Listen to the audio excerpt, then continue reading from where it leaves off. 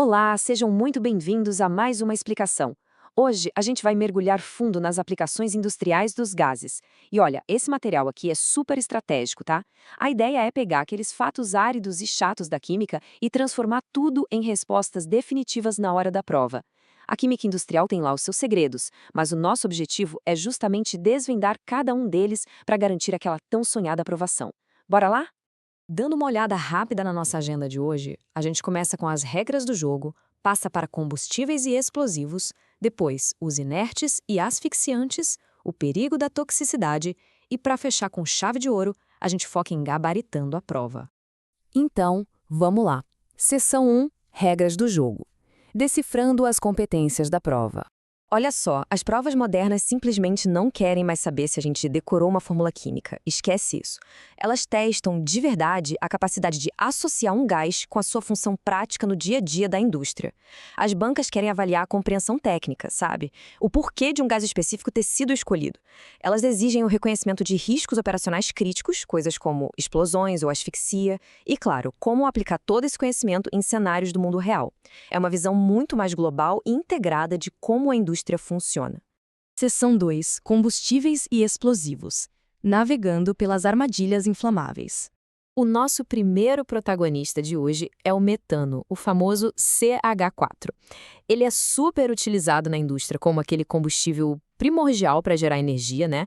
E também atua como matéria-prima básica em vários processos químicos. Mas, como ele é o principal componente do gás natural, ele traz consigo riscos simplesmente gigantescos de inflamabilidade e explosão, principalmente quando a gente está falando de espaços confinados e fechados. E aí entra uma armadilha clássica, daquelas que os examinadores adoram colocar para derrubar quem está desatento.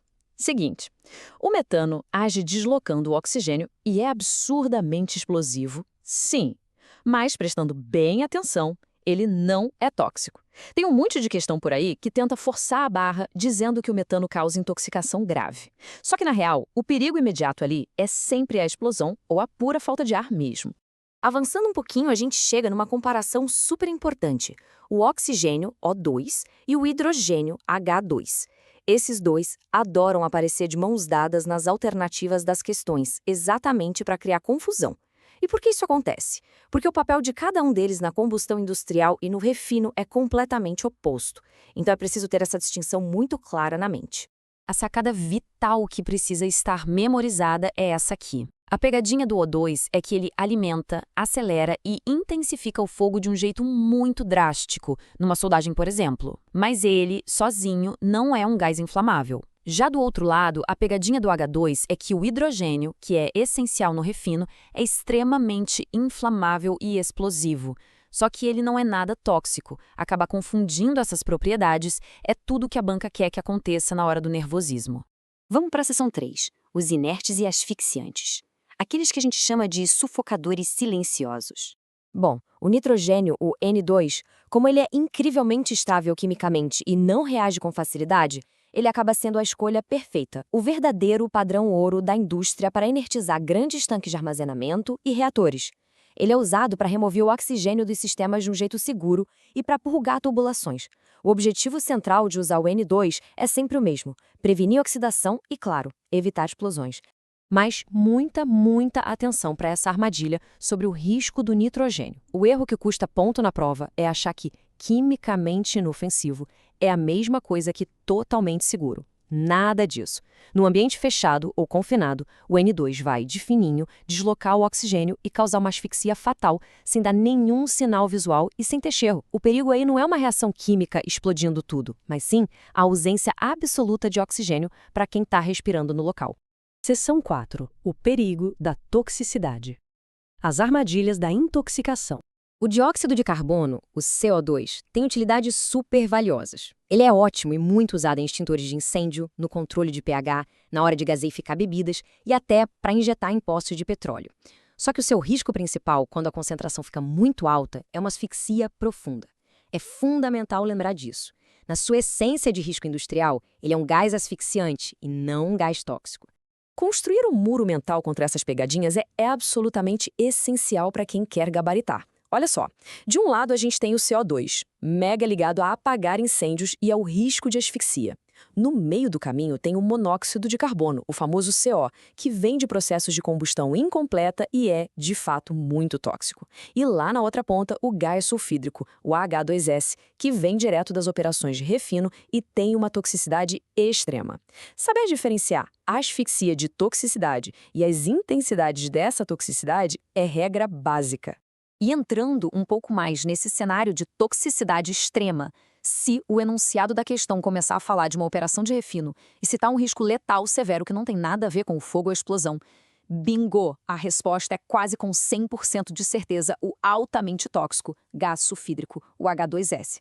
Ligar as refinarias a essa toxicidade aguda é um dos padrões que mais cai nas provas do setor. Chegamos na seção 5, gabaritando a prova, o guia definitivo. Vamos ver como isso aparece na prática com um enunciado clássico. Quando a prova joga uma pergunta bem direta, tipo, qual gás é o mais indicado para inertizar um tanque de armazenamento industrial? A nossa mente tem que ignorar qualquer distração e focar direto naquele gás que é mundialmente famoso por ser estável e suprimir riscos atmosféricos. E a resposta certeira é o nitrogênio, o N2. Isso mostra pra gente que conseguir conectar imediatamente o elemento químico à função que ele tem na indústria, que nesse caso é prevenir oxidação e afastar risco de explosão, é a chave exata para garantir os pontos desse tipo de questão. Um outro cenário que cai toda hora testa a nossa compreensão da mecânica da coisa. Uma pergunta do tipo, por que o CO2 é usado em extintores? Isso prova que não adianta só saber o nome da substância. É preciso entender como ela interage ativamente com o perigo no meio de uma emergência real. A lógica operacional certa aqui é pura física. O CO2 tem a propriedade de ir lá e deslocar fisicamente a massa de oxigênio daquele ambiente, o que acaba sufocando as chamas por inanição. E o mais louco e coerente disso tudo é que o jeito que ele apaga o fogo na indústria está super ligado ao maior risco que ele traz para os trabalhadores, a asfixia, justamente por causa dessa mesma remoção do oxigênio vital. E para consolidar a defesa contra todas essas armadilhas, nada melhor do que um mapa tático, né? É só conectar de forma inquebrável cada gás à sua operação principal e ao risco que a banca mais gosta de testar. Ligar, por exemplo, o N2 à inetização e à asfixia, ou H2 ao refino e à explosão. Fazer essas ligações lógicas é o que constrói aquele atalho mental perfeito para resolver a prova com velocidade, eficiência e total confiança técnica. Então, depois de mapear todo esse terreno, fica aqui a reflexão final. Da próxima vez que uma substância gasosa aparecer lá na folha de questões, a grande pergunta a se fazer é: será que a banca está só cobrando a teoria crua da tabela periódica? Ou será que ela montou uma armadilha super inteligente sobre as rigorosas realidades do chão de fábrica? Entender e dominar essa diferença é, sem dúvida, o verdadeiro segredo para alcançar a aprovação.